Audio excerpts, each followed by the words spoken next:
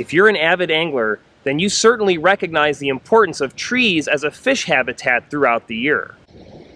Now, your favorite lake, river, or reservoir probably has lots of trees that are out in deep water. So how do you go about selecting one particular tree for targeting midsummer panfish?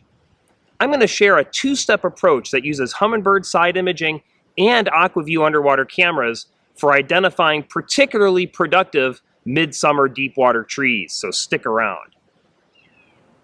The first part of this approach relies on side imaging, not only to identify the trees, but to see the fish that are relating to those trees. By using side imaging, we're not only going to be able to see the fish that are around the trees suspended near it, but also fish within the branches of the tree itself. I find that a relatively high side imaging sensitivity and contrast are particularly useful for this application.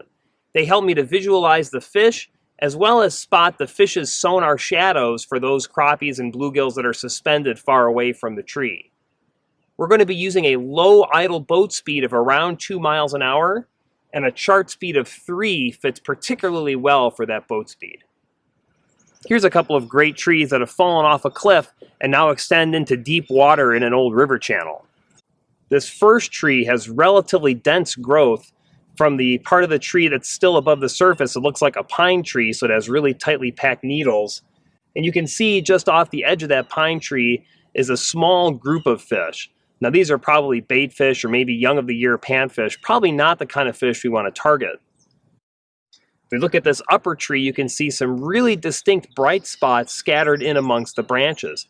These are the quality panfish that are hanging in this deep water tree we want to come back and check on in a little while. Notice also, on the other side over here, we have some distinct dark spots. These are the sonar shadows for fish that are suspended just off of this hard bottom. Notice that over here on the left-hand side, we have another tree that's extending out into deep water. And scattered in and amongst the branches of those trees are a bunch of additional bright white spots. These are quality panfish hanging within the branches of this tree.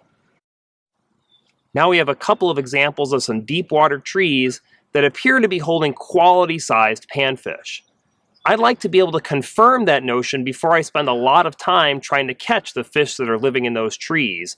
And to do so, I'm going to make use of this Aqua-Vu Micro 5 underwater camera system to confirm the identities of the fish that I just observed using side imaging.